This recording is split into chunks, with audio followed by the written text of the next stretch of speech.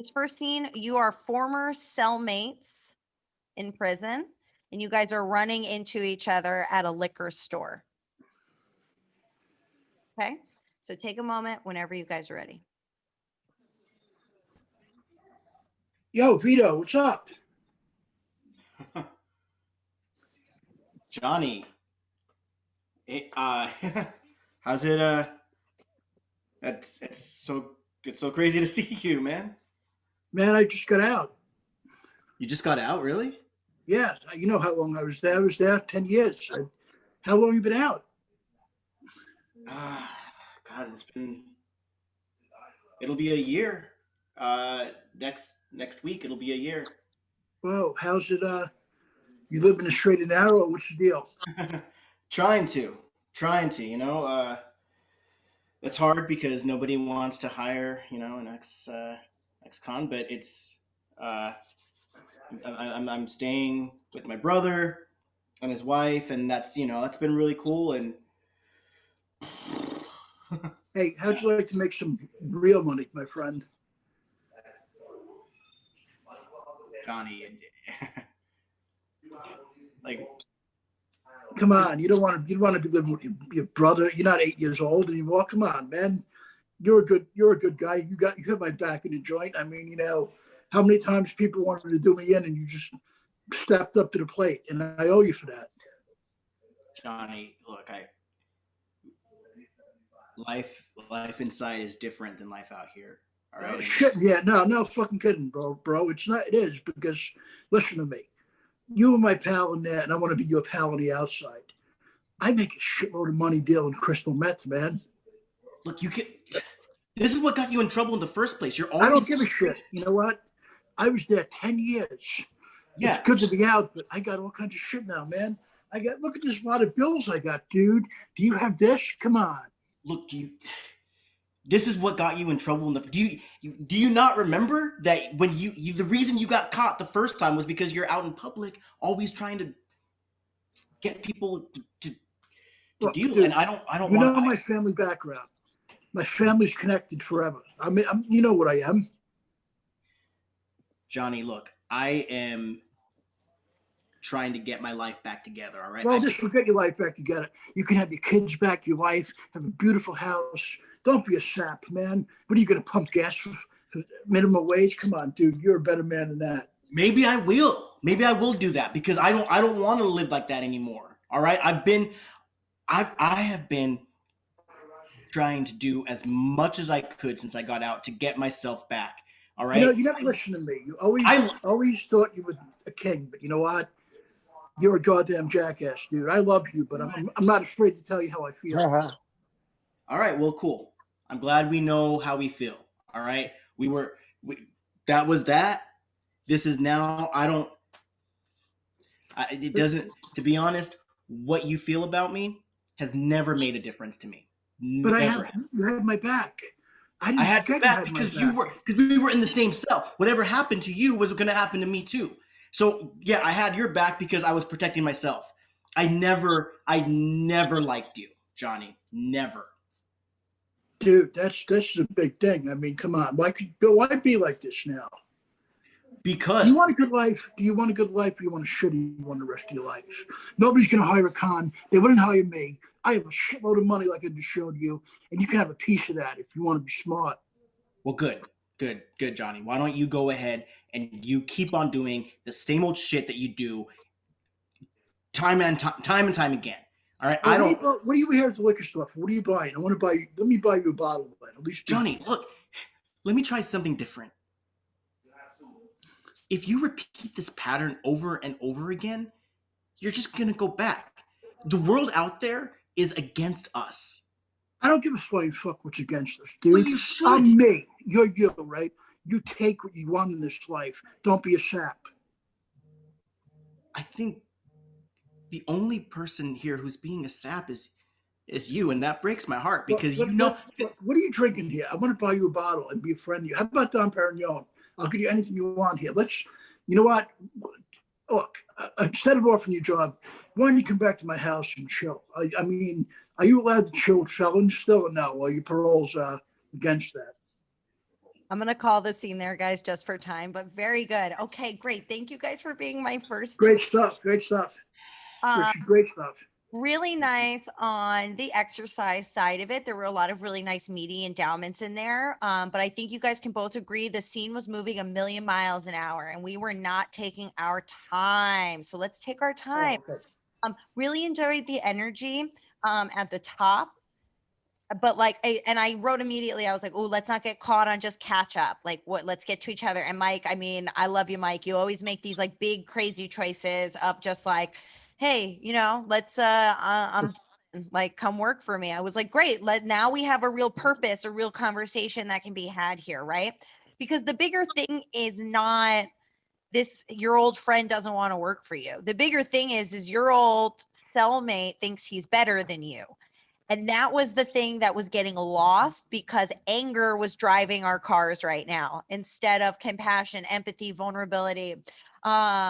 So Mike, I was talking about this yesterday. It's like, I don't think necessarily it was like anger was driving your car, your mental car for this scene, but it was more like I don't know, frustration, defensive. There was a real defensiveness and from both of you. And that's really what I was like, we need to drop the defense because again, yank that wheel, have a little fun with it. But then we come back to like, if you really care about him, Richard, then be like, hey man, like I'm actually picking up shifts at like a stock house, like you can come stock shelves with me, like try and break through another way. That's the big thing. If we feel like we find ourselves going in circles, it means we are, right? If that's the feeling of like, oh man, we are stuck, then like all it means is one of you needs to change the tactic, the emotional tactic behind it. So instead of I'm right, you're wrong, it's I'm right,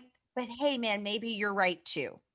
Right. And that's immediately going to soften your scene partner. So that way you guys can get back to a conversation. Because what I saw was two low status people fighting for who was going to be lower status instead of a high status, low status, and then you guys shifting as the scene went on. Yeah. I really enjoyed the let me buy you a bottle of something. It felt like such a baller fucking mean thing to do. Like if that really happened in that sort of a moment between two people, I don't know. I just really liked it. I really enjoyed the line, you were my pal in there and I want to be your pal on the outside. I want to be, you were my pal on the inside.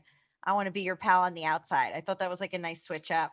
Um, yeah, and Mike, like same thing. You were coming at him so hard the whole time. So like change tactics, right? It's like, oh yeah, okay, hey man, you don't have to get involved in the crazy drug stuff, but we're always looking for guys to buy us new cell phones. We're always looking for guys to get our drivers like dinner. Like find another way in. Oh, okay. Remember, it's always you and your scene partner versus the world, not you versus your scene partner, even in a conflict scene. I really love the line, you always thought you were a king, but you know what? You're a jackass. I thought that was so fucking funny amidst this like fucking chaos scene. Yeah, this was solid, but I just wanted you both to slow down a little bit. That's awesome, Okay. guys. Awesome. Thanks so much. Good stuff, Richard. Yeah, thank you, you too. Next two up, let's get Elsie and Agnes.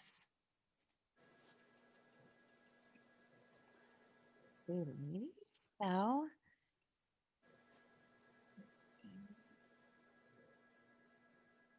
all right. So take a moment, take each other in. Any questions regarding the exercise? No? Great.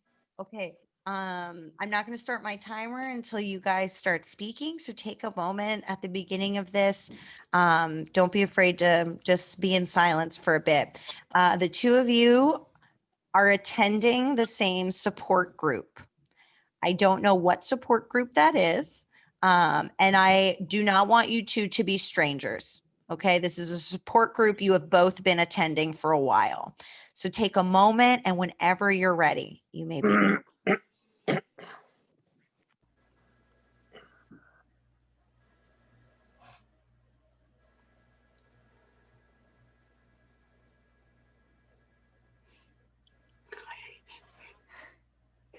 Emily. Hi. Hey. Wow, it's been a couple months since the last time you came, right? I know, I know, I know, I know, I know.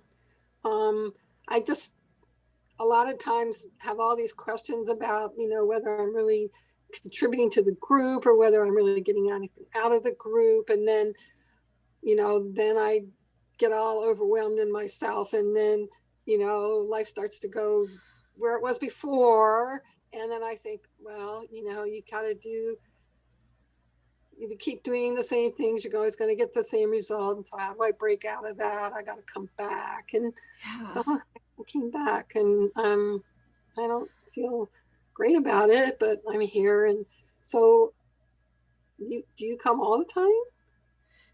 Yeah, I mean, Emily, the group meets weekly, and it was really hard when Jerry passed last year, and some days I'm good and other days I'm not, but I've learned, this is my one constant. I come here, I come to this every week. Some days I barely make it in because I'm just procrastinating, but yeah, I mean, I know this is good for me, and so that's why I make it every week. But I'm so glad you came. Yeah, I really am. I really admire you because you seem to have, that kind of stick-to-itiveness that I don't seem to have in my life. I mean, wow, it's amazing you say that. I mean, like today, for instance, I don't feel that way. So, I mean, it means a lot that you think that's what it appears on the outside, but like today I don't. Today was pretty rough for me. But did anything special happen today that made you feel so rough? Today was our wedding anniversary. Yeah, and it's the thing with, like, on Facebook, the memories. Sometimes you're just scrolling and it just pops up, and and you least expect it, and all of a sudden the memories comes back, and Facebook thinks, hey, it's your wedding anniversary, it's a happy day, and they don't take into account that sometimes your spouse isn't here anymore. Yeah, that's pretty cruel. It can be cruel. I know,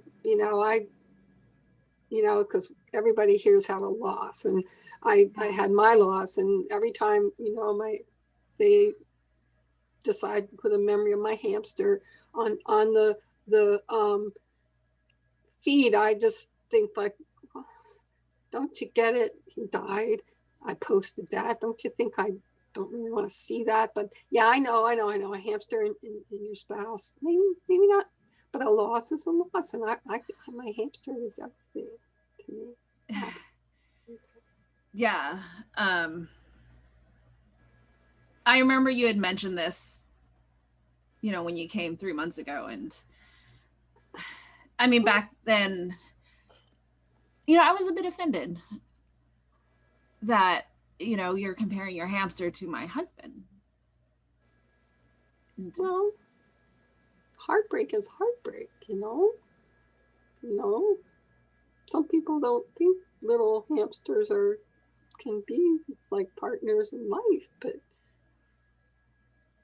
Mickey was my partner, and he's gone, and I don't have a partner anymore, and so I'm kind of just like everybody here.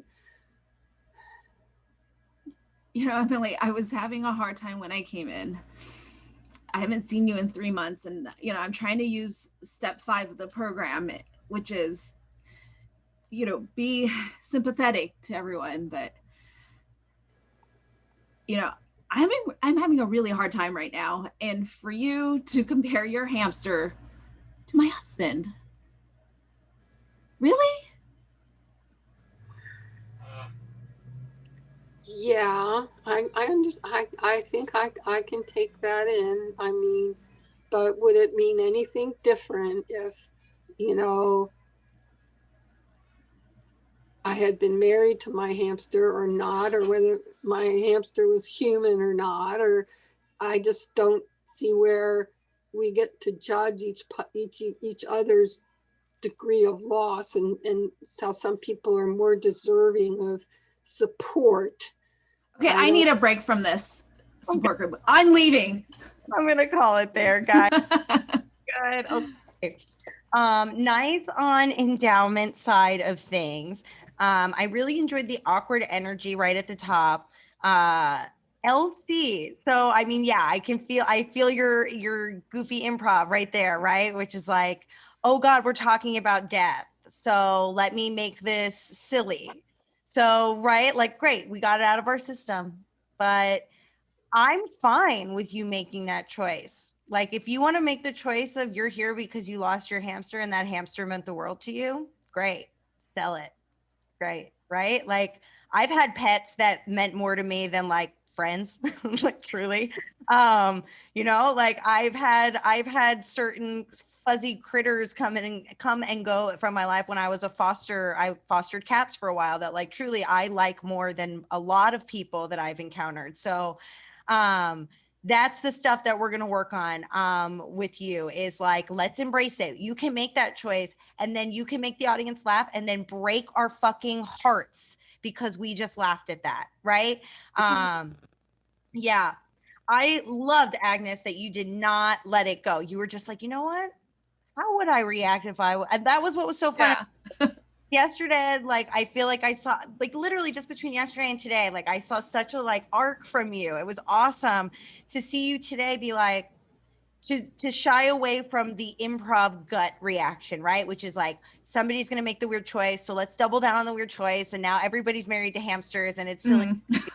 And I literally saw it pass by your eyes, Agnes. You were like, I could yes end this.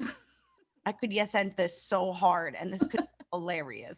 And instead it was like, I am gonna react honestly. If I had lost my husband, I was coming to a support group and there was some fucking woman there who was there because of a fucking hamster, I would be furious. And I love that you didn't let anger drive your car. You let skepticism tug on the wheel. You let frustration tug on the wheel. I thought all of that was great. What I really enjoyed was the smiling through the pain process that you went through, Agnes, throughout that whole kind of beginning part of the scene into you talking about the Facebook memory. I was like, oh, I had written the smiling through the pain is great, but let's see the pain. And as I was writing that sentence, you started the Facebook monologue. And so by the end of it, I saw the pain and I was like, great, that's exactly that. It's just allow yourself to be impacted or affected by the choice you made, which is like, I lost my husband. Great. Yeah, so honest. I love how polite you were to LC when you said, I was a bit offended when you came here because of your hamster. It's one of these like funny, dark scenes. I don't know if either of you have ever read anything by Christopher Durang. He's a wonderful playwright. I highly recommend him. A very dark humor. He has a lot of plays that are just like twisted, dark, and hilarious. But this scene kind of felt like that, where it was like, oh, this felt like a Christopher Durang scene where it's like, this is hysterically funny, but so sad if we really dig into the sad part of it. Yeah, really great. Elsie, I'm excited. Oh, I'm so excited that we have 2 more weeks ahead of us to dig into this because you're a great improviser. I see it all there. And what was so fascinating was when the scene started, and we started with this like great exchange of like, we haven't seen you in a few months, and you yes ended that. I'm like, yeah, I just didn't feel like I was contributing. It made for such a defeated energy. And that's why I really encourage you guys slow down to like notice the energy that not only your scene partner is giving you, but maybe what you're giving your scene partner, because you felt defeated at the beginning of this. And I was like, oh, I cannot wait to find out what happened. Like, I just wanted to hug you, Elsie, right at the beginning. I was like, something devastating has taken place. And then we got scared of it, and that's okay. There's just like regular comedic improv, like there are going to be things that we start to explore with this that scare the shit out of us. And so we're going to back off and we're going to make the safe choice and we're going to lean on stuff. And then I'm going to be here to be like, I saw you do that. Let's not do that. This is a safe space to make the mistakes, to try the things, and to do something that's maybe a little scary because there's only 6 people in the room. So, you know, you're only falling on your face in front of 6 people if you're going to fall on your face at all. Really, really great, guys. Yeah, beautiful, Elsie. Thank you so much to the 2 of you. Let's get Bill and Anthony up next. So Kimberly, one thing I did differently this time is I hid my self view. Oh my gosh. Huge help. Huh? A huge help. Yes, because I was staring at LC and that's it. And I was staring at her and listening to her and like, I'm not there. My reflection isn't there. I know, guys, listen, I've never done that. Oh, it's so distracting to see your face. It is. It's just distracting to look at yourself. And I think it's one of the reasons why a lot of improvisers love improv, because it's stage and they're not have to watch it back. They don't have to look at their face or look at the dumb joke they made. It's just there and it's gone forever. And this is a little bit different. So again, adapt, use the technology, hide your self view, girl, disappear, never look at your face. Awesome. Thank you both so much. Bill and Anthony. Okay. So the 2 of you are, this one's a little bit lighter. I'm doing this specifically as a challenge to the 2 of you because I don't want this to be a funny scene. And so this is my challenge to you 2, because the setup is gonna, I know immediately for the both of you, you're gonna be like, oh, we could make this fucking hilarious. But you're not allowed. You 2 are next door neighbors at a yard sale. Okay. I want this to be a serious scene. This is the endowment exercise. So take each other in for a moment. Yeah, I'm so curious to see what this is gonna be. Break legs to the 2 of you whenever you're ready. You may begin. Hey, Jerry. Hey, Mike. So Bobby's moving away and he's selling all of his stuff. Yeah, I noticed that. It was only a matter of time, you know. He stayed in this neighborhood for what, 3 years? He didn't click with us, you know. He didn't make himself open or out, you know. It's his own fault. No. But looks like he's got a lot of nice stuff. I walked by there this morning, and the whole lawn is filled with stuff. I guess he was quite the outdoorsman, because I mean, I think I saw a canoe, some tennis rackets. I like that stuff. Yeah. I've had, through the 3 years he's here, had a few conversations with him. He loves the outdoors. He loves hunting. He loves kayaking, canoeing. You know, as much as we argued at times, I'm going to show respect. You know, bygones be bygones. I'm always trying to be the bigger man, so I'm going to buy a few things. I think some things I find useful, right? I think you too. Yeah, I mean, I hear he's been through a rough patch. I think she left him, and she took the kids, and so the least we can do is, buy his canoe. I don't know. Yeah, man. That's the least we could do. This sounds like an episode of like All My Children. Like a soap opera. We could go in on that canoe together. I mean, it's one of those high-end canoes, and I'm like, do I want to buy the whole damn thing? But maybe we could buy it and then use it on separate weekends down at the lake. You know what I mean? I'm willing to go in. We could do half. We could split it. We can, every other weekend it's mine, every other weekend it's yours. Or we can even go together every now and then. I mean, I don't know. Yeah, but lately, you've been. I don't know how to put this. Lately, you've been. Something's going on with you. I've been your what? Spirits are down. I've been what? I've been what? What? You're damp. Your spirits are down. Your energy's down. So lately, I want the old Mike. This Mike, the last few months, 4 months, is different. Well, Um, things aren't exactly perfect, but I don't know. I never noticed anything wrong. Nothing that a good canoe couldn't solve.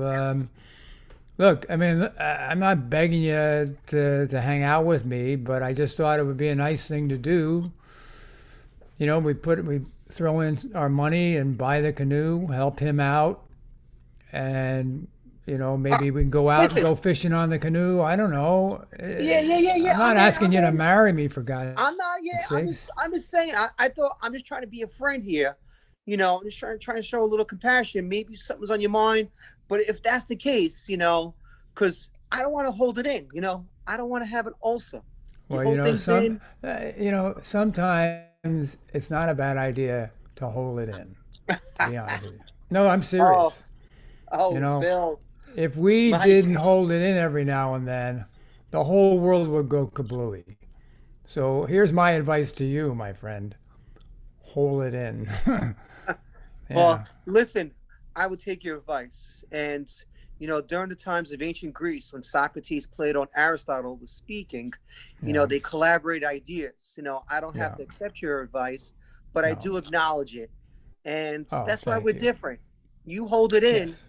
You know, I don't like holding it in, but I know when to hold it in. I appreciate you doing that, saying that. Well, I appreciate that difference. I don't agree with that difference. I don't hold it in per se. I'm just saying that, you know, what you said to me about, oh, I've become darker or something like that, that's the type of thing you might want to hold What? in. I didn't say darker. Oh, you Do you all have but that? said it. You all but No, said it. You no, all no, but no, said it. no, no. I didn't say that word. Okay, You what have that word on did you tape? say? That I'm Been damper, gloomy? Was it damper, gloom? Damper.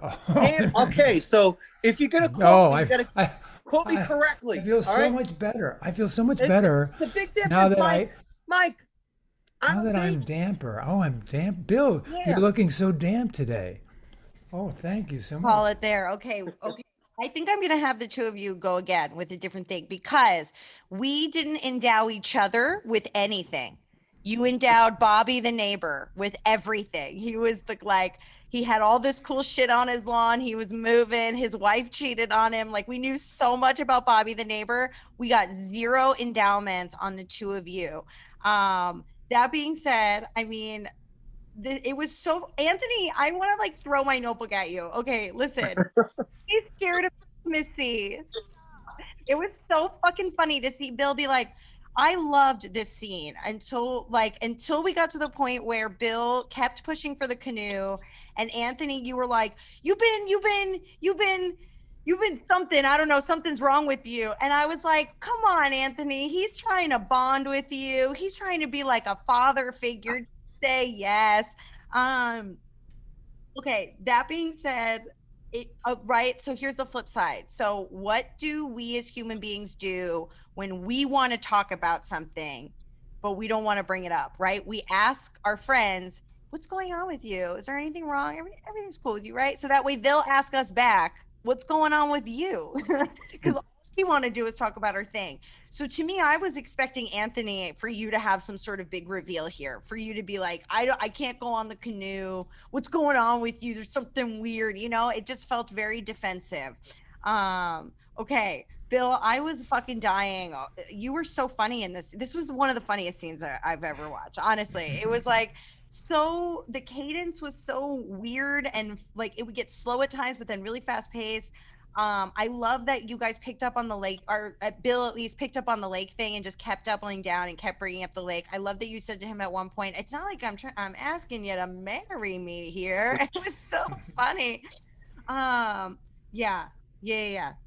I want you guys to do it again. I'm going to give you a new setup. Because I want endowments on you guys. I want you guys to endow each other with stuff, endow your history with each other. I like could figure out a history based on how badly Bill wanted to buy that canoe with Anthony, but I want you guys to do it. So for this one, you are a lawyer and client, and you are at a divorce hearing. So you're a lawyer and client at a divorce hearing. Let's make Bill the lawyer, Anthony, you're the client, just to make it super clear.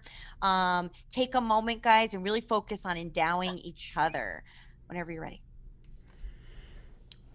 Okay, Steve, you got to promise me you don't talk unless I give you the nod. Okay? You have a propensity for speaking out of turn. I'm just saying, as your lawyer, it's very important to let me direct what gets said and what does not get said. Listen, I hired you, Mr. Watson, for a reason. You You're the can call best me in, Tony. okay, Tony. You're the best in the business. Thank you. Not just East Coast, not I West know. Coast, Yeah. but globally.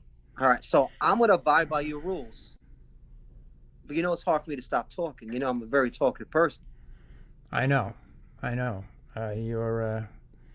Your brother, John, told me before I took on this assignment that talkiness runs in the family, and you were going to be a handful, and you got a temper that can be a little bit dangerous, but please help my brother Steve out. So here I am.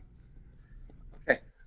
Tony, my brother, me and my brother had several situations in the past, but that was the past. You know, lately, I'm not making my emotions override me, so I'm trying to, count to myself, take deep breaths. So I'm taking some measures, okay? And you have a ways with you. I can see why you're so good. The way you phrase things, man, and that Yeah. voice of yours. Yeah. Your voice makes me want to Thank just you. say I'm guilty. Thank Yeah, you. wow. Yeah. Wow. It works. Thank you. It's a gift. So your ex is really turning on the screws, and I want you to be aware of that when we walk into the room. When you look at the documents, I want you to maintain your cool. I don't want you to start yelling and shouting like apparently you've done before in other situations. Let me, Mr. Smooth Talker, calm everything down. And Okay. I want you to know the judge is a lunatic. I hate that guy, man. He is, I'm telling you, I've had him Yeah. before. He is off the wall. I know how to deal with him. That's why they pay me the big bucks. But if he hears anything coming from you that sounds off, he'll be in their camp and we will never win this thing. All right. I'm not gonna get offended because that judge, man, he just he calls me sir, sit down. He tells me what to do. He bosses me He's a around. Now let me ask lunatic. you a question. Is my Sure. ex gonna be in the courtroom? Is she within 400 Well, feet of this is a preliminary, okay? So we're going to be at a boardroom, and she's going to be sitting right across from you. Oh. And she's going to have a whole battery. She has hired the toughest attorneys in the I county. need a cigarette. Oh, No, man, I no, need a no, no, cigarette. don't, no, no. I'm gonna call it there just for time, guys. Fantastic. That was so much better. What a way more fun, engaging scene about you guys. I fucking loved that line that got buried under Bill just a second ago. Anthony, you said, is she gonna be within 400 feet of me? And it kind of got buried over Bill talking, and it was just really funny. It made me laugh out loud. That was fantastic, guys.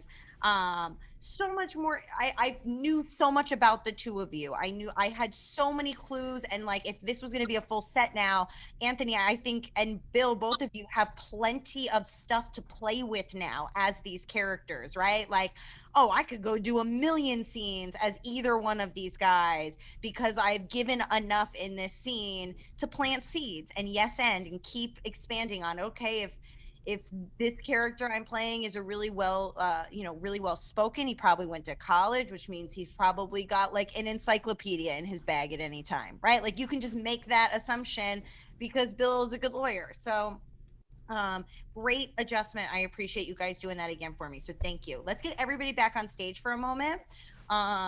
Really great job to the entire class. I love those. Those were really great. I'm really excited to dive into the Laurent in a moment.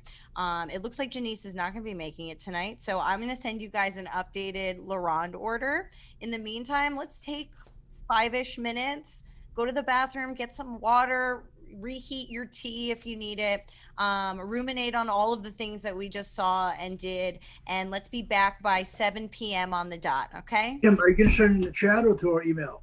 I'm going to send it in the chat. Okay, thank you. Yeah, no worries.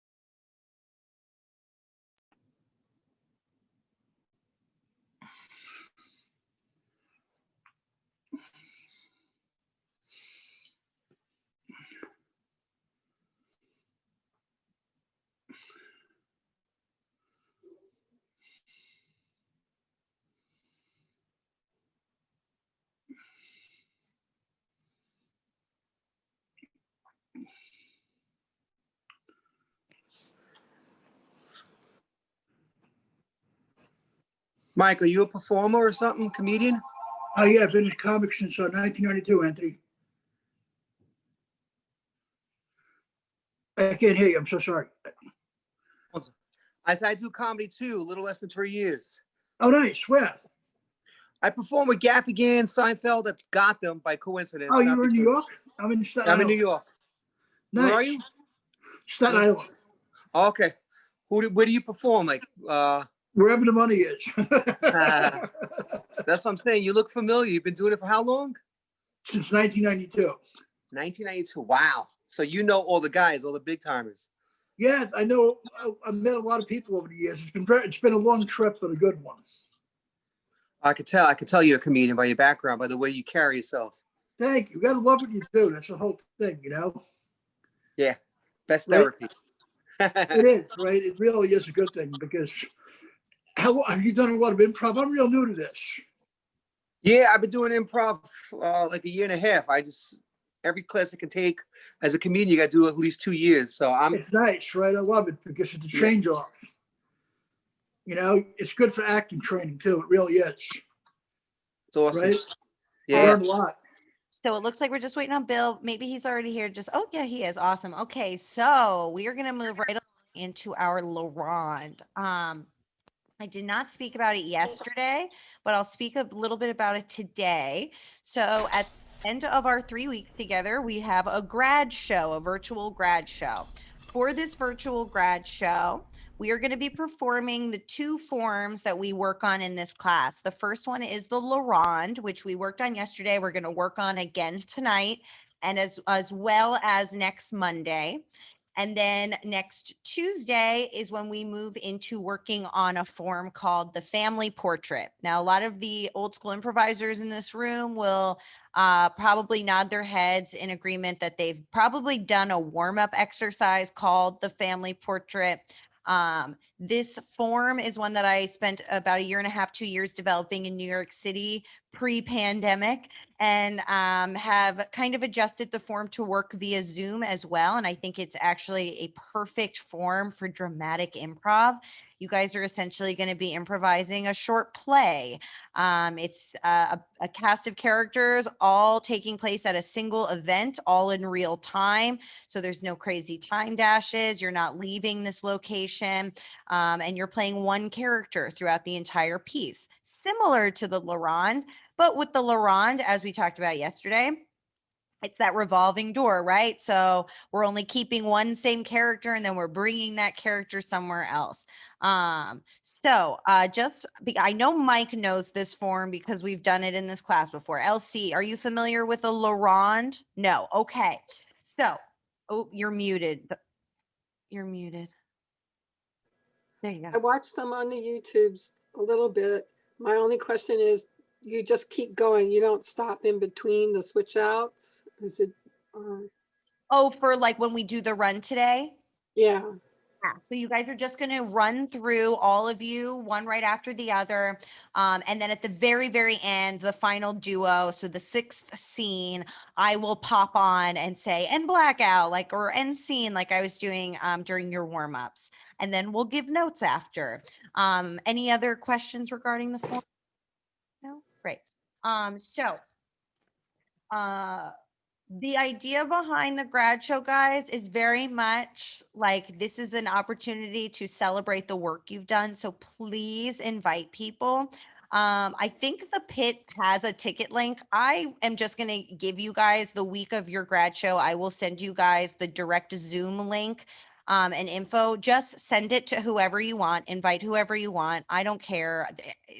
I'm not making any money off of you charging you for a grad show. And I would rather you guys have a nice full grad show rather than it just be for us. So please invite people to it.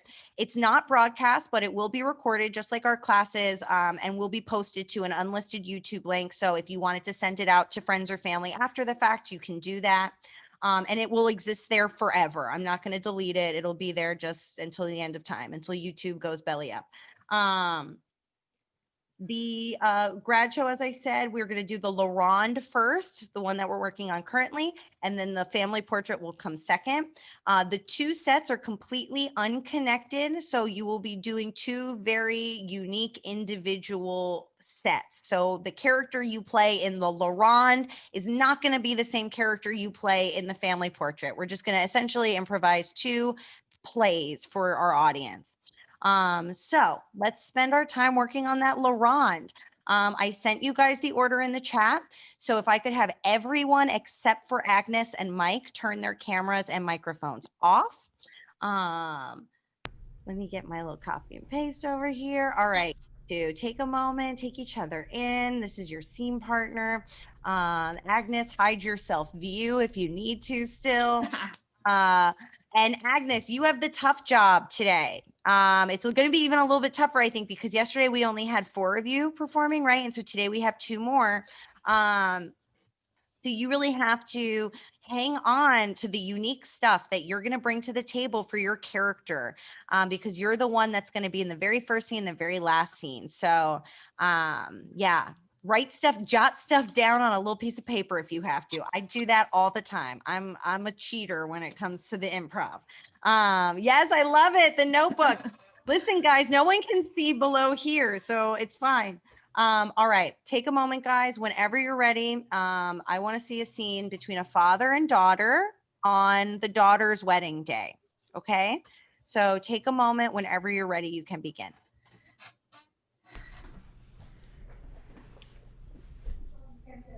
Hey, honey, I noticed the best day of your life. How you feeling? I'm just so excited, Dad. I'm so happy that you're here. I'm so happy that you came back. And I know that we've had a rough couple of years, but it's really important to me that you're here. Well, I know it is, honey, because that's why I'm here. I would never turn my back on you. You're my daughter, and I love you. And even though me and your mom had our differences, that was our difference, not yours. No, I mean, I understand that, and I'm getting married now, so I know these are things I have to understand. It's just, when you guys are arguing, sometimes I felt like I had to choose a side. No, never choose a side. Never, never. I never choose the side. I would never choose the side between you and your husband. I'm going to ask you a little bit about him. I know I don't know him that well, but he has kids from a previous marriage. Is that going to, how do they get along with you?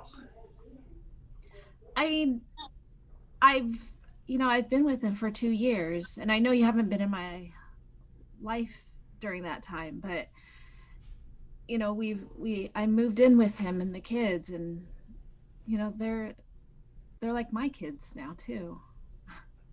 I understand, but I mean, I just want to make sure you're happy. I didn't give you the best childhood. That's why I did not give you a great childhood, and I want to make sure you have a great life now. I'm happy. I'm happy with Tom and his children, and I'm when I get married, I have an instant family. No, but you know what? You'd have a family anyway because you're a good woman, and you know what? You'll have more kids now. I know. I'm just so happy that you're here, Dad. Well, I mean, you know what? like, Can I say something, honey? Yeah. I'm here today, but I'm not going to be here much longer. I have a very life-threatening disease that may keep me here less than a year.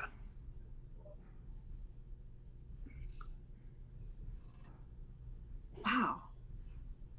That's why I came to your wedding as well. I mean, this is a shitty thing to say on your wedding day, but it had to be said, and I couldn't help it. I just had to let it out. Please forgive me.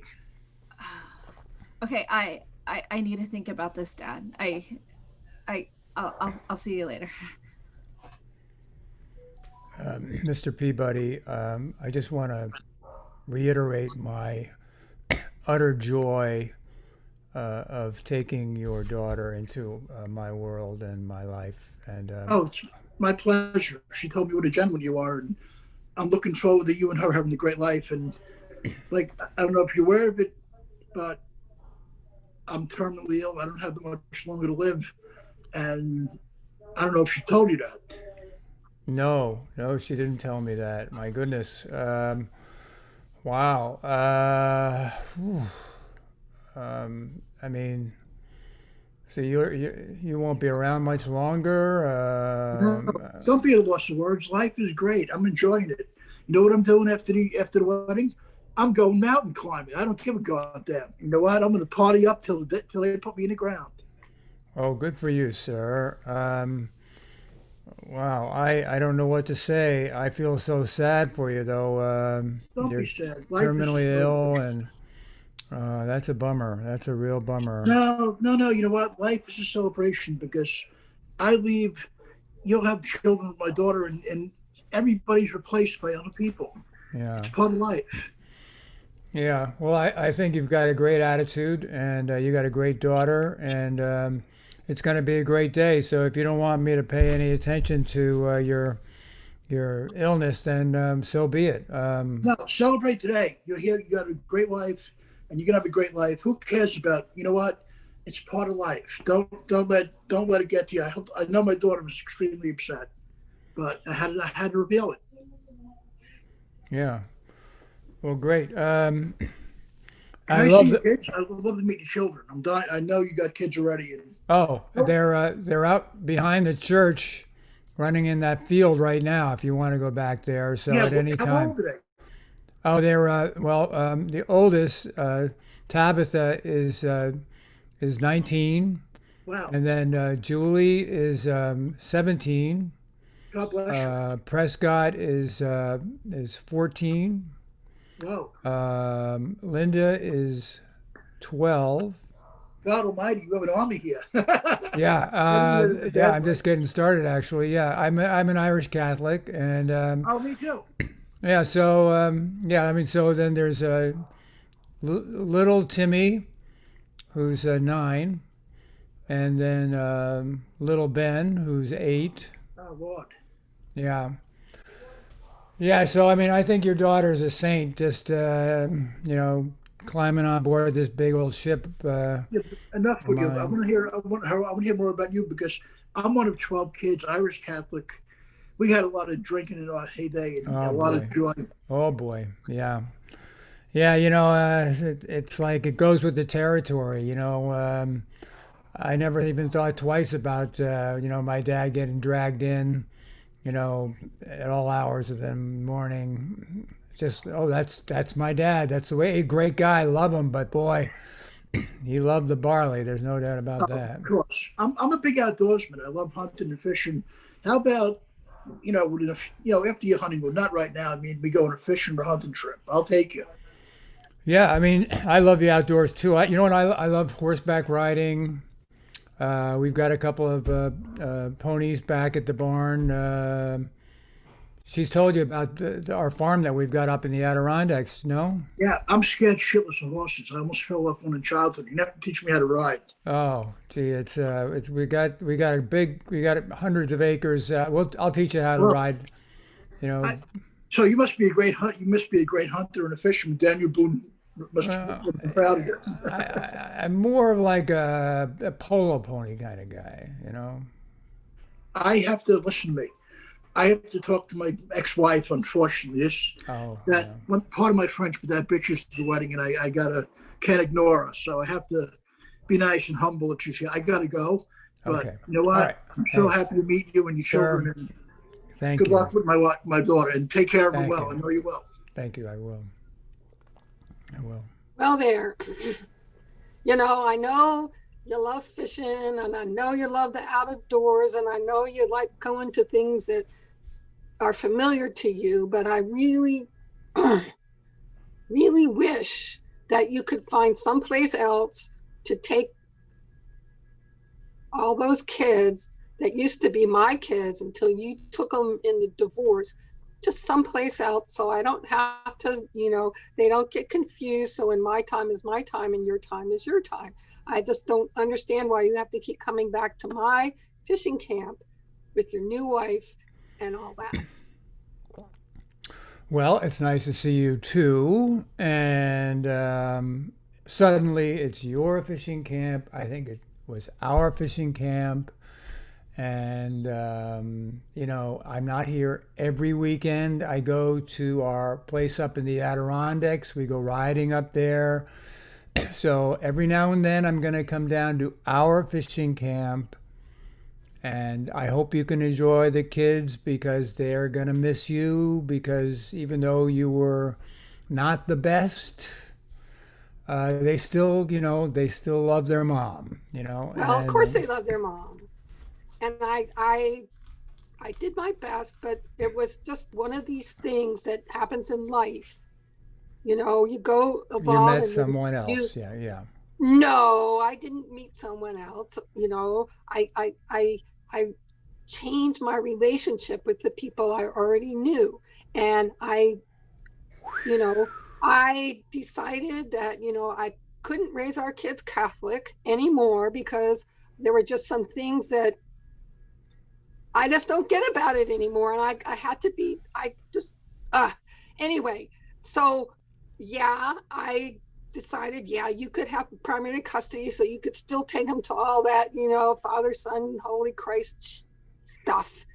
And hopefully when they get to know me, they'll know that there's, you know, bigger ideas in the world than just, you know, hell, sin, and damnation and all that. And so, anyway, I wish, Anyway. yeah, anyway. Yeah, anyway. Oh, so, yeah, so I hate the Catholics. Stay out of my fishing compound. That's a great one, too. And, you know, reflecting on it, now that you're gone, I'd like to just, oh, there you are. I was, you know, one can dream, can't one? But look, it's not as if I was ever like a zealot when it came to Catholicism. I thought it was a nice structured, you know, it's been around a long time. I got to tell you, it's been around. It's got some good things, it's got some bad things. And I don't think you using it as an excuse to run off with a coven of witches, I don't see the connection there, you know? That's kind of a leap for me, you know? Druids really are. object.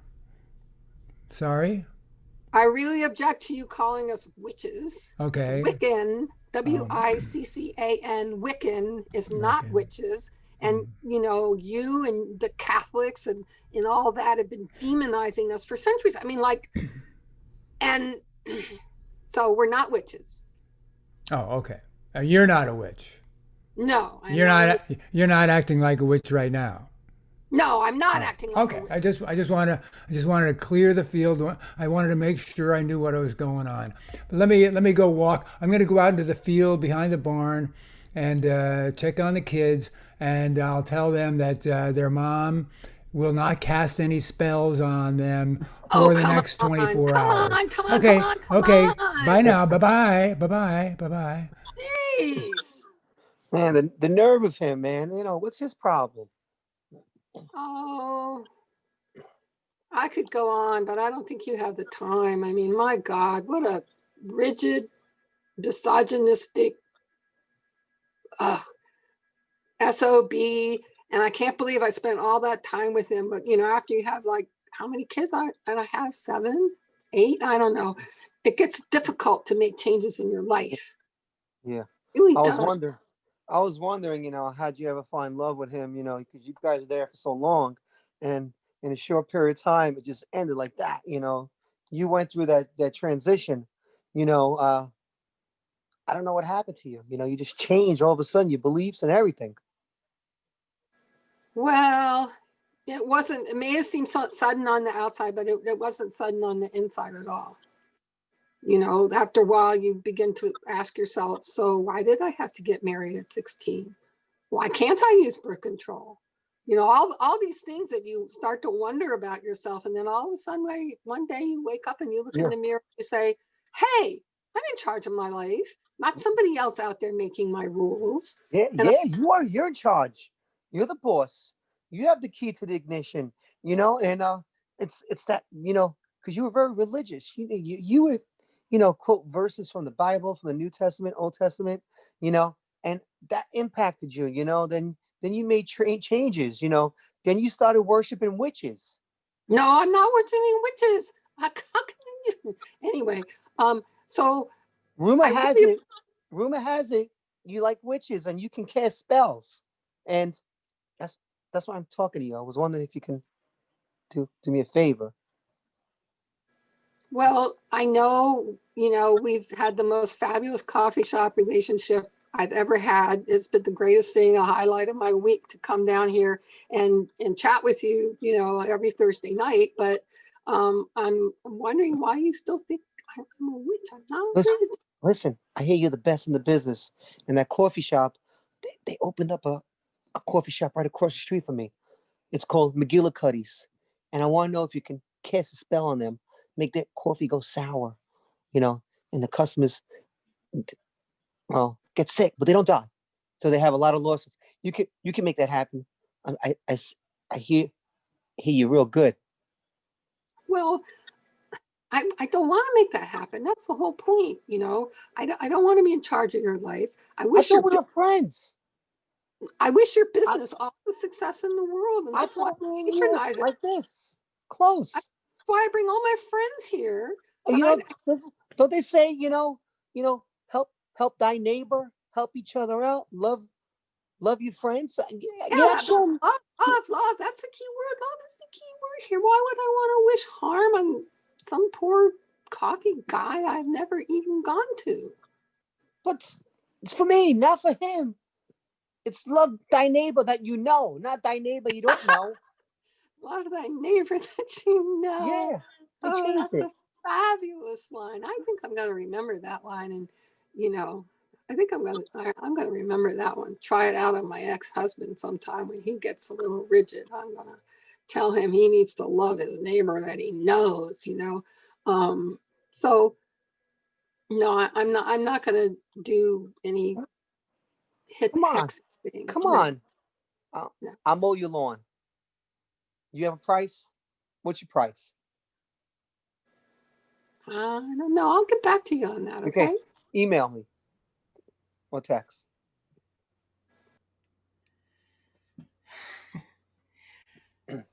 Joey, I just wanted to let you know that I really enjoyed our time, this weekend getting together as our annual brothers retreat. Listen, Vinny Kumbats, you and me, we did it back in the days. You're still wearing the wife beaters. Look at those guns. Those guns are blazing. Yeah, I mean, whatever. Like I work out from time to time. You still got it, man. We never lose it. It takes decades for us to lose it. So we had to reminisce, man, like old times, man. Yeah. I gotta admit, I'm a little worried because you joke all the time about how your business is going and hey, try this new coffee blend. It's pumpkin spice squash. Oh, come on. Squash. It's October. You can't be more original than pumpkin spice. Squash. Squash. Yeah, put some squash. All right, well. It goes good together. See? And you said I wasn't original. See, that's one thing about you, you jumped the gun, man. And I show patience and tolerance, like the Dalai Lama says. Show patience and tolerance. It's pretty good. It's pretty good, but right? It's really good. But I mean, are you gonna have customers who are gonna buy it? Because that place across the street from you, they're doing pretty good, right? What do you know about that place across the street? What do you know about them? Just what you tell me. All you tell me all the time on the phone and text is like you make jokes about like, oh, I'm gonna kick that coffee ass or whatever. Have you been going there? I have not been going there. You can look me straight in the face. You have a good French crawler. I have not been going there. You blinked. Joey, this is ridiculous. I'm just Oh, trying to help you. I'm trying to help you because oh. times are tough right now, and I don't want you to go through things that you don't have to be going through. I was the best man at your wedding. I said the best man speech. You know, I said, I got you back always. In And a I bar got your fight. back. I got your back. That's what. Look, okay, I'm gonna tell you the truth. I've Oh, been to his coffee place one time. One time. One time so I could check it out and I could do the compare and contrast. Like you always said. Remember, you always said compare and contrast. You can't just think of one thing. You got to have options, right? So I went there to see if they were better, and they were not. But they had more people inside of it than you did. what are you trying to say? My shop's not good? What are you trying to say? My coffee's not freshly brewed?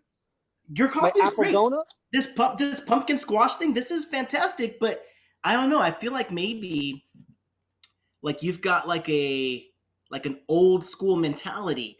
And this other place, like they have an app. You can order the coffee before you even get in. You're just in and out right away. And that's what people want these days. You don't have an app. Oh, man. Listen, this new foundation of our relationship, to be totally honest and upfront, I don't like it. I like when you were hypocritical and you held things in. Let's go back to that because you're hurting me. I'm just trying to help you, man. Yeah?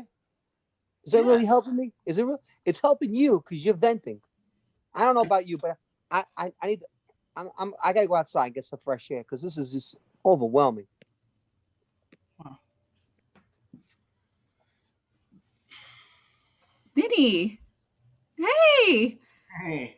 Oh my gosh, it's like 2 years since we broke up. Yeah. Yeah. I was just here getting some coffee, Vanessa, and yeah. Oh, How you? You look good. oh, You look good. thanks. Yeah. Yeah, I'm getting married this weekend. Oh, Yeah. that's real good. I'm happy for you. Thanks. Yeah. Wow, Uh, I remember it was gosh, I remember the last time I saw you, it's pretty bad. Like my dad just wow, he just like went off on you, and it's weird. Like I know you guys never got along, and you know, I felt like I had to choose, and you know, I chose him. yeah. Well, I mean, like that's the past, and we can't live in the past. You're gonna be happy now, right? With your new man. As long uh as wait, I know yeah. that face. I know that face. What's going? You got stuff on the brain. What's going on in your brain? Well, I mean my dad likes him, and you know, I've always been trying to impress my dad, and you know, he likes him, but Yeah, I I know. don't know, like I'm marrying into this family. He's got 7 kids, my fiance. 7 kids. Yeah. Like he and his weird, crazy ex-wife, witch, Wiccan, whatever. I don't know. They had some weird rituals, but 7 I mean, kids with a witch Wiccan? well, he's not. It's just his ex-wife, but Are the kids? yeah, it's weird, but I don't know. I mean, it's I'm just trying to make my dad happy, and but like sometimes I wonder, like what if I didn't break up with you? Don't do that. Don't do that. That's not fair. That's not fair. I tried after we broke up. I tried so many times, and every single time you said you have to give me space. Give me space. I have to work on my relationship with my dad. So I did. I gave you space. You can't come in here now 2 years later and be like, oh, what if? I'm sorry. What? Look, I'm not trying to be an asshole. I'm just trying to, like, I've been working on myself. I got boundaries, and I want I don't want you to be unhappy.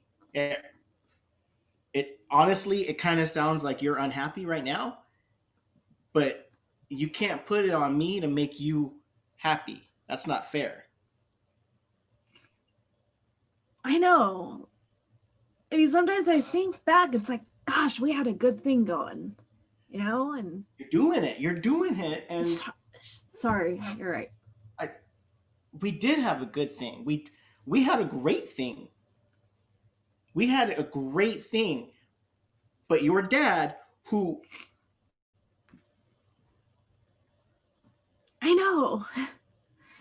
he, I've always wanted him to approve of me, and he didn't like you.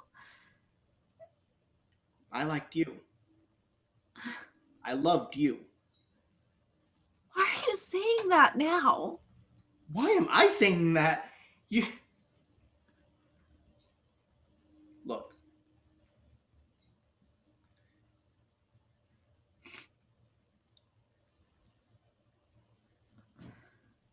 2 years ago, this would be a whole other conversation. But right now, all I can tell you, you got to focus on your own happiness. And the only way that you're going to be able to do that is to figure out what you want, not what your dad wants, not what your fiance wants or his Wiccan witch wife or her Wiccan kids. You got to think about you. To be honest, when we were together, before your dad tried to get in the way, you always put me before yourself too.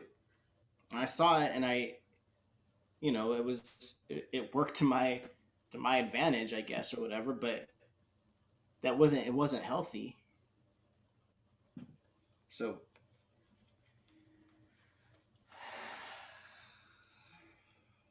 this went a lot.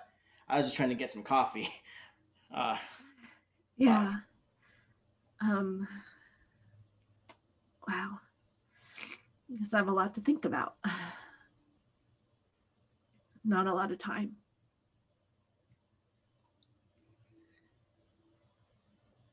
I think, based on just this last 5 minutes, I think you already know what your answer is. I think you've always known what your answer is. You just don't listen to yourself. That's what I've been doing. I've been taking these, you're going to laugh, but I've been taking these self-improvement courses. Yeah, I told you were going to laugh. Well, you always made fun of people who did that. Well, they're stupid, in general, but this is a really good course. And the woman, she's got, she's went on like all these different retreats, and she's traveled the globe and all of these things. And it's making me feel like I'm needing to get to know myself better. And I feel like I have been, especially like in these last 6 months. And I'm in a place right now where I feel like progress is happening. You can't fight that. She always says progress is going to happen whether you want it to or not. You have to decide how you're going to go along with it. So consider that secondhand self-improvement workshop. Mumbo jumbo.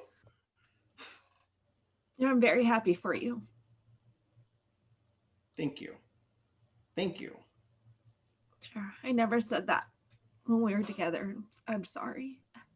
But I'm very happy for you today. Vanessa, I want you to be happy. I do. And I don't want you to go back on old patterns. Looking back at what we had, looking back at what you could have with your dad or whatever, that's looking backwards. Progress. Move forward. That's the only way that you'll be able to move within yourself. That's so sorry, that's a little deep, but Yeah. Well, Guys, I'm gonna call it there just for time. Really great. Agnes, I think I heard one of your children scream at the time. I heard it too. It was the first time I've heard him, and I was like, that could not have come at a worse time. It's like full dramatic moment, and I just hear like probably your 6-year-old just like a dinosaur. Guys, that was fantastic. Richard and Agnes, that last scene especially. Ooh, okay. Great, guys. I'm gonna dive into some notes. Mike and Agnes, great emotion, Agnes. Oh my God. I loved how joyous and happy you were at the top of that scene with Mike. And I loved the endowments that you immediately started to place in there. When you said, I'm just so happy you came back. I was like, oh, I know so much about this relationship now from one line. Awesome. I love that we found out that you've been with your soon to be hubby for 2 years. The kids from a previous marriage was a great addition, Mike. You know, we're just heightening the scenario, the situation. We're adding details to make it more important. Mike, it was so great because right from the beginning, I was like, you have the most nervous energy. Like, you have to tell her something. And you were just like fucking rambling on. And I'm like, what is it? What is it? And so I love the reveal that you came back, but it's because you're not going to be around for much longer. Mike, you are so good at coming up with these like big choices, but you blurt them out in a way that we do not have a chance. Like, you as an improviser have so much power in holding that information. Take your time, tease it out, or like Okay, thank you. earlier, so that way the two of you are dealing with that for the scene. I was so sad that it came at the end of the scene. I was like, oh, I wanted more of the two of you together. I wanted to know more now. So great reveal. Slow down as it comes out. Slow that process down so that way we can really like exist in it. I mean, oh my God, Agnes, your line, when I get married, I'll have an instant family, fucking shattered me. I was like heartbroken for you and like what your childhood must have been like. And just like that, God, great. Just like those little lines, you don't realize how much of an impact it has on your audience. So that's why I keep telling you guys, slow down. So that way, those lines, when they hit your audience, they can sit with them instead of, oh, I heard it and I was like jotting it down, but then I had to like pay attention, you know? So it's like, sit in the sadness, sit in how sad that statement is. Mike, sit in the guilt of what that statement does to you. You're a father who abandoned his kid. So how guilty does that make you feel? Great. Bill and Mike. Okay. Mike, I love the joyousness, the switch up. I thought was such an interesting choice for you to go from like, I'm dying to like, you know what? Fuck it. You only live once. This is the end of the line, so you might as well go crazy. I'm gonna party it up. Bill, your reaction to him was hysterical. I love that you were like, well, I don't even know what to say to that. It was so honest and funny because, like, yeah, if you just walked into a room and the first thing someone blurted out to you was like, hey, did my daughter tell you I was dying? It would be like a lot to take in. So I love the honesty of that moment. Okay, what was it? I don't know what that says. You have an army here? Does that have anything to do with this scene? The army Yeah, of kids. an army of kids. That was it. You have an army here. That line made me laugh. That's why I wrote it down. Yeah, to me, okay, this is the thing that was missing. Mike, you are a father who abandoned his daughter, right? That's what we picked up from the first scene, and you've added in the fact that your character is dying. You are speaking with your daughter's future husband. Take this time to have that talk. Like, you are, it's like the talk every father has with a soon to be groom, I feel like, right? Where it's like, you're taking my daughter and you better take care of her. But there's like extra weight to it now because you're not going to be around to make up for this lost time. So put the pressure of that on Bill. So that forces him to take on that pressure. Yeah. Yeah. And then on the flip side, like the joy that you were feeling felt like a cover, right? Like, you know, you're dying. You're just like, you know, it's fine though. It's fine. Everything's fine. So Bill, if you think he's covering, then push him to reveal that he's covering, you know, like just start talking about your own death. You know, I've thought about it a lot. I think I'd like to drown. just start talking about how you want to go out. Force your scene partner's hand. Force them to look at the thing that they are hiding from in the scene, because it's just going to make the scene fucking come to life. Yeah, I enjoyed the parts where you guys were like bonding. Like, we found moments of bonding. I think overall, Bill, you didn't seem like you knew what you wanted from Mike. Right. Like, and I think that was just the general feeling. Like, the two of you didn't want anything from each other. But I did enjoy the little like fishing trip, hunting trip moments in there. Cause I was like, yeah, bond, have the talk with your fucking future son-in-law. Like, tell him not to fuck it up like you did. Right. Like, embrace that. Elsie and Bill, this was so great. Okay, Elsie, I love the ex-wife choice so much. I thought it was such a great choice. The two of you have such dynamite chemistry. I could have watched the two of you do a scene for an hour. Honestly, you guys had such a great dynamic with each other. I loved that Elsie came on and just like verbal dumped onto Bill again. Like, Bill, you had two back-to-back scenes where your scene partners like came on and just like verbal dumped on you. And I love that your response to her was, well, it's nice to see you too. It just, I mean, if that didn't scream ex-husband and ex-wife, I don't know what fucking would. Like, it was so perfect. I love that we were fighting about the fishing camp, but it had nothing to do with the fishing camp, right? Elsie, your fucking ex-husband is showing up with a hot Agnes on his arm now, and you're like, the fuck? I wasted the best years of my life. I gave birth to all your fucking children. Lean into it, right? I love the witches versus Wiccan moment. I was so happy, Elsie, that you were like, it's not witch, it's Wiccan. It was such the perfect amount of humor. Like, to me, again, this scene was that perfect mix. It reminded me of a John Cusack scene. Like, I felt like it's that like fighting, flirtatious, we hate each other, but we don't. Like, it was that kind of a feeling, and I really enjoyed it. I especially loved the moment, Elsie, when you got tongue tied with him and you were like, I just left. Anyway, it was so real. Like, those are the moments. And like, I know probably in the moment you were frustrated at Elsie as Elsie that you got tongue tied, but that's the kind of shit that is so fucking real that you cannot recreate it. Embrace it. Let your scene partner frustrate the hell out of you so you get tongue tied, because that moment was awesome. Oh, and I loved your line. I changed my relationship with someone I already knew. I don't know why, but something about that with the stranger thing was just really, I liked it. I really liked that. And I especially liked in the next scene with Anthony that there was some sort of a line similar to that. It wasn't exactly that, but it was like, you love those, or something like that. And I was like, oh, that was really similar to the first scene. So I thought that was interesting. Elsie and Anthony, great start, but don't get caught on recapping. Anthony, I didn't know who the hell you were to Elsie, and I don't think you knew who the hell you were to Elsie. And I was so grateful for Elsie eventually, where she was like, this is the greatest coffee shop relationship I've ever had. I thought that was so funny and it's the improviser just trying to label it too late in the scene. Anthony, you're so good. Be confident with your choices, because your scene with Bill with the lawyer and client was fucking phenomenal. So have confidence, boo. Like, I know that you're a good improviser, and I'm watching you get in your head because you're scared of the feelings part of it. It's okay. Embrace it, because you are so good at this, and it's frustrating to me to watch you be like, no, I'm just gonna make my safe moves, when I know, Anthony, you are anything but a safe improviser. So shake off those shackles.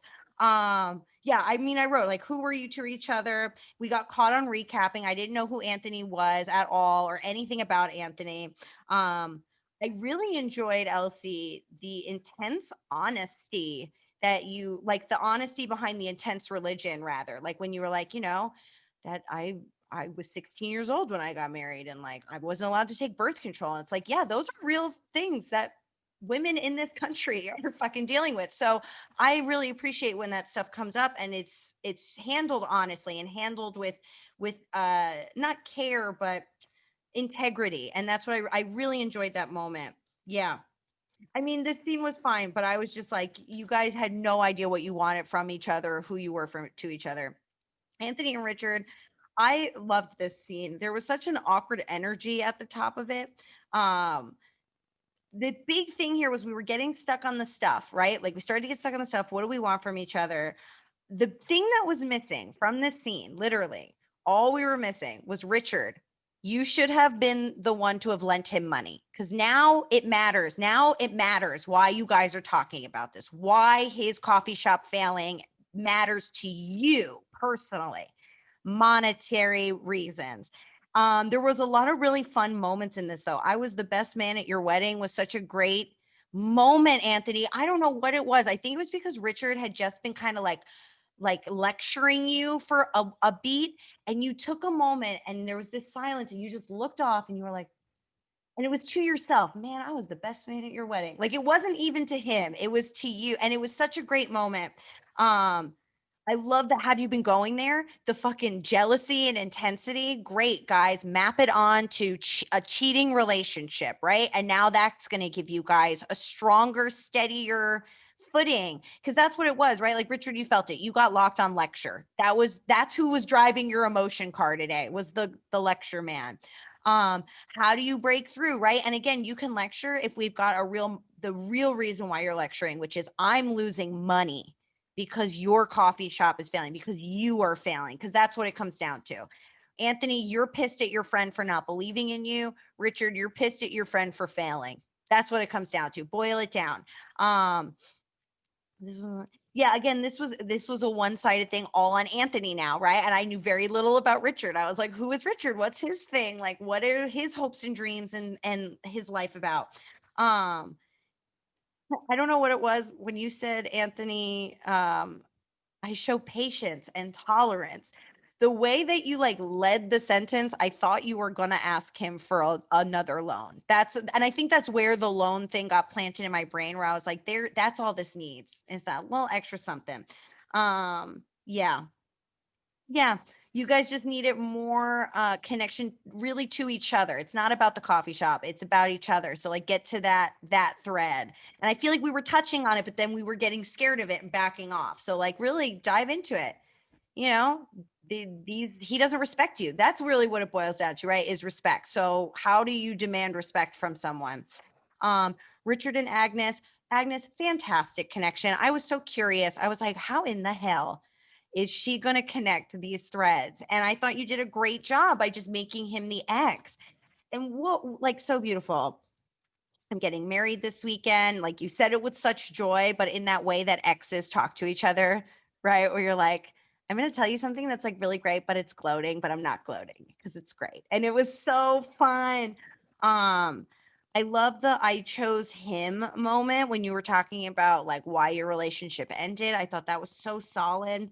Oh my God, Richard, this whole scene, I was just like, lean into the hurt, lean into the hurt, lean into the hurt. I wanted to see the hurt side of this character a little bit more. We touched on it, but then same thing, it turned into life coach Richard, which was fun. And I think like, Agnes, if you had literally just thrown a line in there, or Richard had thrown a line there that's like, you know what, you always do this, you always fucking lecture me. Or like, Richard, if you had said, I'm sorry, I always do this, I lecture because I love, right? Then it just kind of adds a little bit more, not even like reasoning, but like, why would Agnes sit and listen to her ex-boyfriend lecture her, right? So it's like just adding that little thing to make it seem like part of your history together. Oh my God, when we got to, he didn't like you, I liked you, I loved you. I was like, here's the fucking scene, guys. I was like, that's why I let that scene go on for, are you ready? 8 minutes and 16 seconds. Because I was like, it didn't start until 4.5 minutes in. And I was like, that's where this scene needed to start. That scene needed to start immediately with just Agnes, you just popping out and saying, I'm getting married this weekend. You know, like we're going to work towards in these next couple classes, really eliminating the need to preface your scenes with like, hey, how you doing? Hey, what's up? Every single one of these scenes, if you guys go back and watch, are like, hey, how are you? Every single one. Start in the middle. Trust that your scene partner will pick up on context clues. You guys are smart enough and talented enough to loop in that fun information within the first few lines. You can take your time, slow down. That's why I keep telling you, slow down. Yeah. I mean, honestly, that moment on, the scene was just like fucking incredible. I could have watched it forever. The two of you had such great chemistry. We were really digging into the real stuff there. We were hurt. We were doing it. So it's like, yes, that's what we're after. Go after it. Okay, I'm done talking now. It's the end of class. Let's go around. How are we feeling? And let's name one good thing. What's something that stood out today that's going to stay with us for the day? I think for me today, it was Anthony and Bill's lawyer scene. I really enjoyed that scene. I thought it was paced really well. And it was especially fun to see that scene after coming off of the yard sale scene, to see such a contrast of when you guys went from trying to find the thing to just focusing on each other. And like, what a world of difference those two scenes were as a result. So I really enjoyed that. Mike, why don't you kick us off? How are you feeling? One good thing. Kim, I feel great since before the class started. The best thing is, out of all the classes I've been taking with you for 6 months now, this is one of my favorite Laurents I ever did. Because you know why? Everybody was just, we have a unique bunch of people. Nobody's acting. It just flowed like the River Jordan. And I had such a good time watching everybody work and playing with people because I loved the Laurent. It's one of my favorite forms and it was awesome. Yeah, awesome. Thank you so much. Watch everybody. Bill, why don't you go next? Talk to us. How you feeling? One good thing. Yeah, I feel good, and I really enjoyed the interaction with LC. I just I could have gone on like that for a long time. It just kind of, yeah, I love it when suddenly, and one of the reasons why I think that Anthony and I are the neighbor at the tag sale thing failed to go the direction that you wanted to was because sometimes if you get into a character, you forget about what you're supposed to be doing. And next thing you know, you're letting the character drive you. To me, that's what really compels me to improv. So that's what was also happening with LC. I just like, I don't, looking back, I'm like, what was what was I doing? I don't know. It wasn't me, and I love that. I do too, Bill. Oh my God. I mean, that's the best part of improv is the blackout fugue state you go in. It's really good. And yeah, I mean, that scene, it's fun for me because I use these classes as a way to figure out how I'm going to pair and lay out the Laurent and family portrait for your guys' grad show. And I know already, I'm like, well, Bill and Elsie are doing a scene together for sure. Because it's like the chemistry is there and it's just fun. It happens naturally where you get paired with someone and it's easier sometimes. Yeah. Well, awesome. Thank you so much, Bill. Elsie, why don't you go next? Talk to us. How you feeling? One good thing. Okay, I'm feeling very relieved. This wasn't as foreign and alien as I was afraid it might be. And the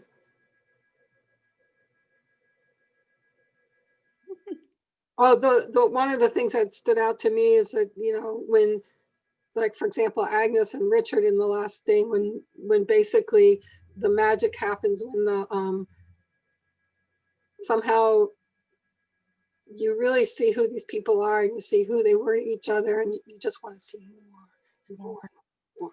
You can watch it forever. Yes, I completely agree. Thank you, Elsie. It's all about that vulnerability, guys. Be vulnerable. It's so hard to take those walls down. Awesome. Anthony, talk to us. How are you feeling? One good thing.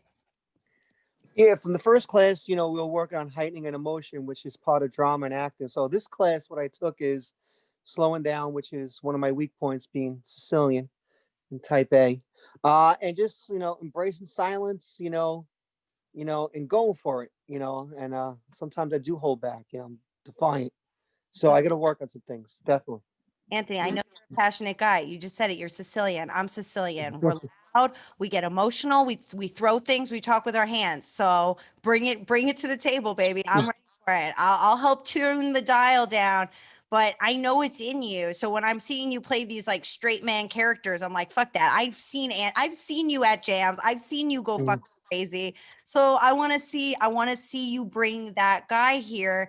And then we're just going to apply it to grounded reality. So instead of a vampire at a grocery store, we're just going to be two people at a grocery store. And how can we still bring those heightened things into a real scene? It's not one or the other. That's what this class is for, is showing you that we can combine the two. So keep that confidence. You're great.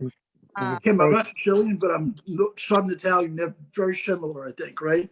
Yeah, exactly. It's a bunch of Italian. Dickhead. Awesome. Thank you so much, Anthony. Agnes, talk to us. How you feeling? One good thing. I'm feeling good today. I think it's weird, like, you know, for me, the one trick was hiding my self view. I never knew how much I looked at myself. I never knew. I mean, it's so funny because I've never thought of it as a thing until a team I coach this past week, somebody in the class, like in the group mentioned it, was like, yeah, I turned my self view off. And this whole week I've been doing it for my shows. And I'm like, this is honestly life changing because I'm not affected by my own dumb gestures. So yeah, guys, if I highly encourage everybody to try it at least once, turn your self view off for a scene and see what happens. Yeah. Like I felt like I heard all three of my partners. I worked with Elsie, Mike, and Richard today. And like I could tell I listened and I heard them so much better. You know, the volume's the same. Yeah. But I didn't realize how much looking at myself, how distracted I would get by looking at myself. Like I thought I was always fully present, but I wasn't. It's amazing again how distracting our own can be. Where's the setting for that, by the way? Go into the top. Oh wait, is it up here? Okay, so you know on the top where you can change from gallery to speaker view, there should be something in there that says hide self view. Is it? No.